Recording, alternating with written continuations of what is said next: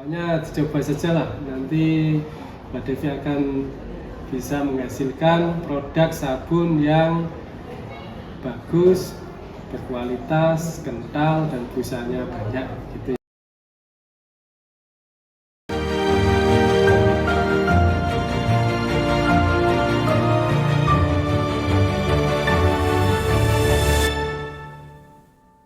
Selamat pagi Pak Agung. Selamat pagi Mbak Devi. Gimana kabarnya Pak? Oh baik, baik. Kalau boleh tahu sekarang kesibukannya apa Pak? Ini saya lagi sibuk membuat sabun cuci piring. Kebetulan sekali ya Pak. Gini nih mau repoti Pak Agung, mau tanya-tanya soal cara membuat sabun cuci piring sendiri itu gimana Pak? Oh Mbak Devi mau belajar membuat sabun. Iya. Oke, baik. Akan saya jelaskan bagaimana cara membuat sabun cuci piring yang berkualitas dan busanya banyak. Memang banyak keuntungannya apabila kita bisa membuat sabun cuci piring sendiri. Di antaranya bisa hemat dan juga bisa punya keterampilan. Untuk bahan-bahannya sendiri apa aja Pak? Baik, bahan-bahan yang digunakan dalam membuat sabun cuci piring adalah sebagai berikut. Yang pertama adalah surfaktan. Surfaktan yang kita pakai ada dua. Yang pertama adalah Texavon, yang kedua adalah LAS atau Neopelek F65. Ini yang saya pakai. Nah, di mana dalam menggunakan surfaktan ini dalam membuat sabun cuci piring itu minimal 10%, bisa 11%, bisa 12%, bisa 15%. Tapi kalau kita memakai 12% itu sudah bagus. Kalau saya suka membuat sabun cuci piring dengan surfaktan di angka 12%. Kalau saya lebih suka di angka 12%, artinya tidak terlalu sedikit, juga tidak terlalu banyak. Ini hasilnya sudah lumayan bagus. Kalau seandainya surfaktan 12%, berarti kita bisa pakai Texavon sebanyak 10%. Kita bisa pakai LAS atau Neopelek 65 itu 2%. Ini hasilnya sudah sangat bagus. Fungsinya kedua surfaktan ini punya fungsi sama. Fungsinya adalah mempunyai daya bersih tinggi, nih ya, dan bikin busa yang banyak, dan ini juga LAS. Tapi kalau LAS ini punya satu keutamaan, satu keunggulan. Keunggulannya adalah daya bersihnya lebih tinggi daripada Texavon dan punya daya kesat. Artinya sabun yang kita hasilkan bisa lebih kesat. Kalau sabun cuci piring ini cocok kalau kita menggunakan LAS ini karena hasilnya akan lebih kesat. Coba lihat yang ini, gimana bisa warnanya seperti itu Pak? Yang ini ya? Oh, ini adalah larutan LAS ya. Jadi ini LAS atau Neopelek F65 yang kalau dilarutkan ternyata seperti ini. Jadi warnanya mirip foam buster ya. Ini cara melarutkannya. Ini komposisinya 1:2. Maksudnya ini 1, airnya 2. Nanti kita aduk, kemudian kita diamkan selama 1 malam. Hasilnya seperti ini. Gitu ya Pak? Iya. Kalau sudah seperti ini nanti kita aplikasikan ke dalam sabun, jadi membuat sabun. Terus selanjutnya bahannya apa lagi Pak? Oke, baik Mbak Devi. Sebetulnya bahan utamanya ini saja, surfaktan seperti Texavon dan LAS ini ya. Dan ada bahan yang lain. Yang lain ini ada garam.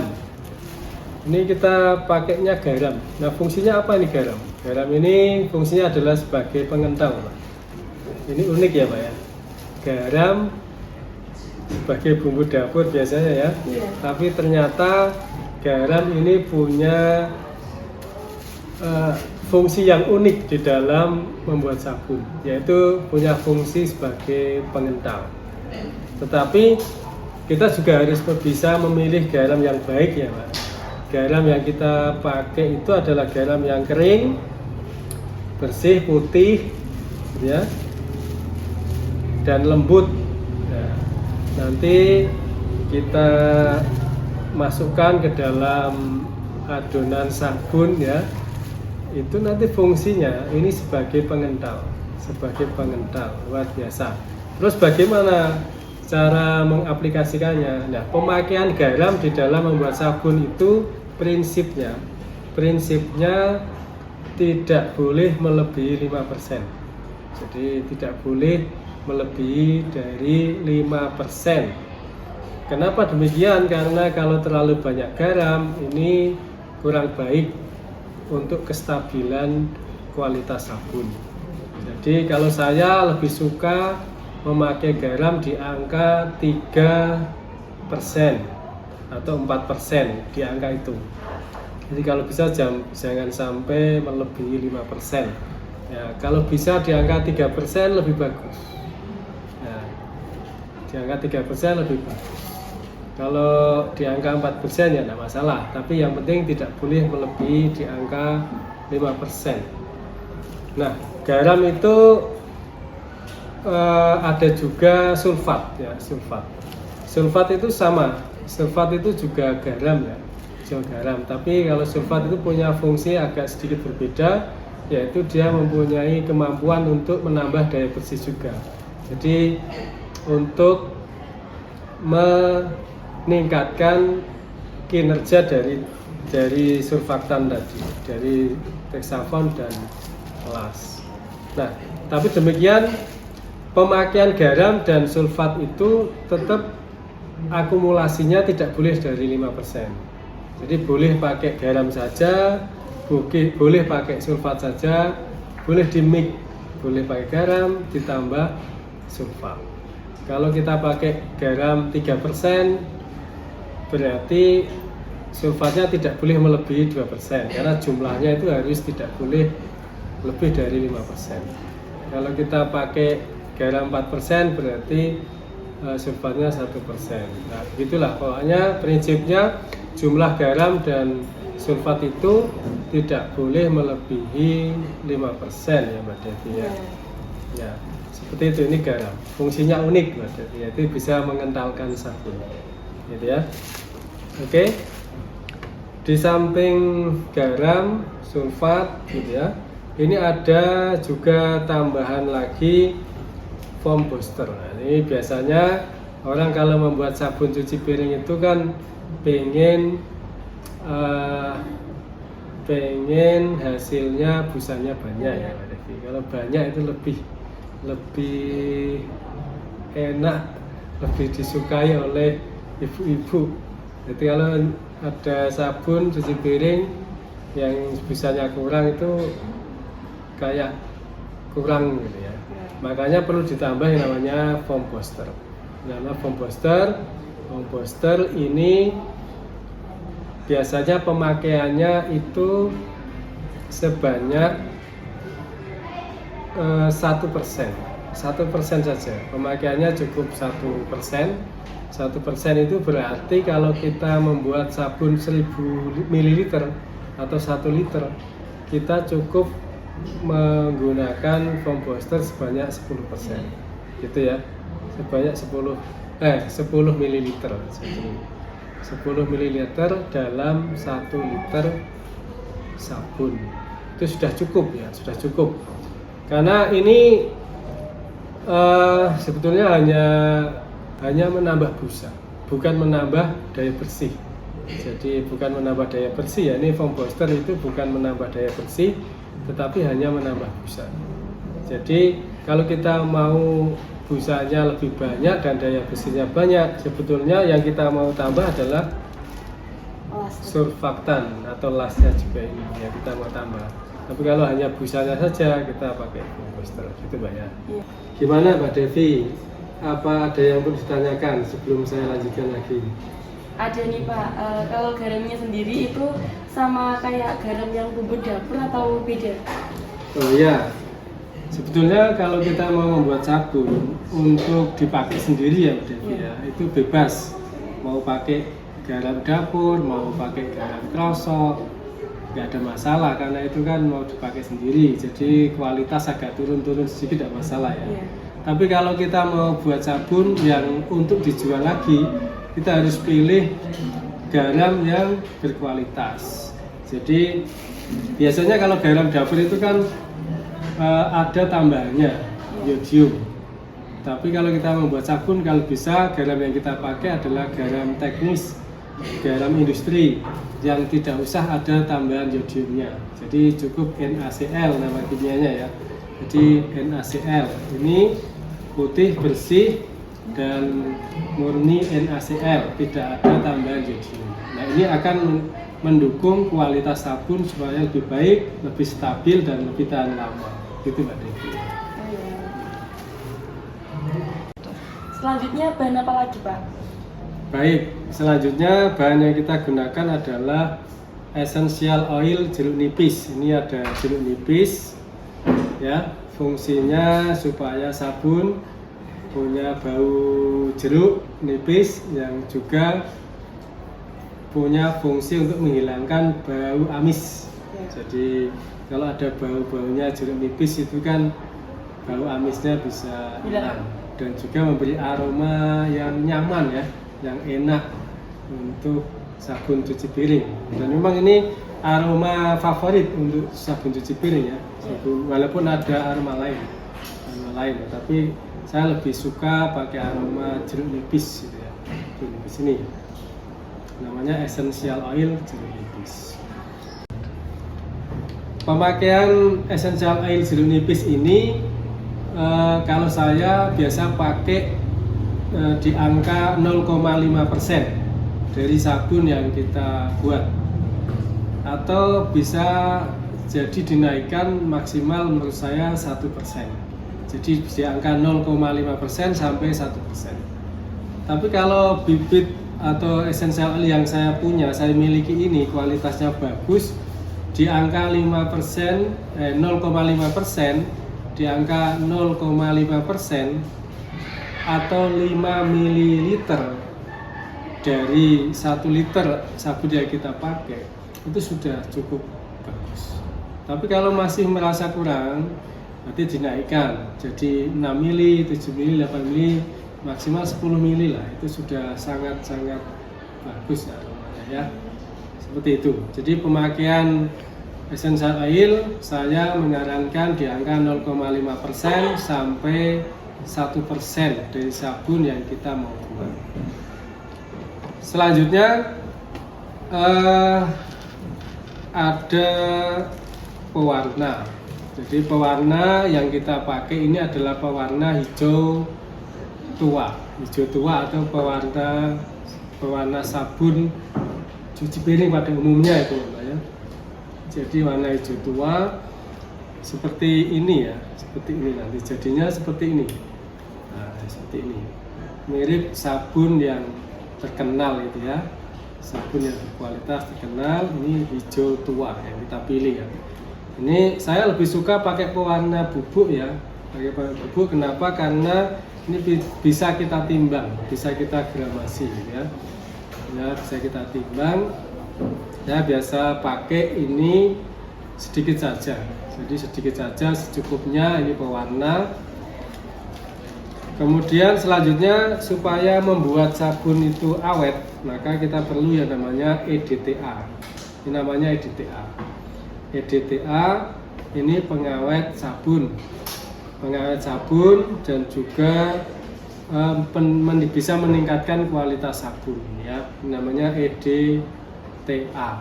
Biasanya digunakan untuk pengawet produk-produk yang berupa cairan, berupa cairan. Ini namanya EDTA. Pemakaiannya berapa? Pemakaiannya sebanyak 0,1% ya Mbak Devi ya. 0,1%. Jadi hanya 1 gram. Hanya 1 gram dalam 1 liter sabun. Jadi hanya 1 gram, sedikit sekali. Kemudian ini kalau mau ditambah ini juga bagus. Ini adalah benzoat. Benzoat ini biasanya adalah untuk pengawet makanan. Pengawet makanan. Tapi ini kalau mau ditambahkan benzoat juga bagus. Ini biasa dipakai sebanyak 0,1%. Sama yaitu 1 gram dalam 1 liter sabun. Nah, saya kira itu Mbak Devi. Nanti bahan-bahan ini diracik, kemudian diaduk dengan aduk manual. Kalau sedikit kita aduk manual, kalau banyak ya kita pakai mixer, kita pakai alat khusus untuk membuat sabun itu Mbak Devi. Dan hasilnya akan seperti ini. Ini hasilnya. Nanti kental, bagus, warnanya pas, hijau, gitu ya. Seperti sabun-sabun yang terkenal itu. Nah, kalau dipakai sendiri ya seperti ini, tidak usah dikasih stiker ya Mbak Devi. Ya. Tapi kalau kita mau jual lagi ya kita kasih stiker ya, kasih stiker depan dan juga stiker belakang. Biasanya stiker depan itu merek dan seterusnya ya, ukuran. Stiker belakang itu berisi tentang cara pemakaian dan lain sebagainya. Tapi kalau mau stiker depan saja tidak apa-apa. Ini hanya contoh merek Gestar. Juga bisa dikasih merek lain. Ini misalnya merek Sunlight gitu kan, bisa. Ini hanya contoh seandainya kita mau membuat sabun cuci piring. Nah, kalau untuk dipakai sendiri ya yang penting kita bisa hemat lah ya.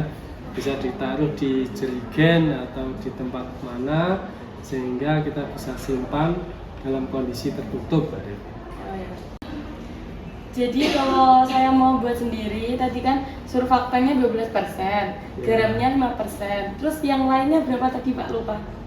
Oh ya, jadi singkatnya begini ya Mbak Devi, kita membuat sabun itu surfaktan 12% ya, 12%, minimal 10% gitu ya.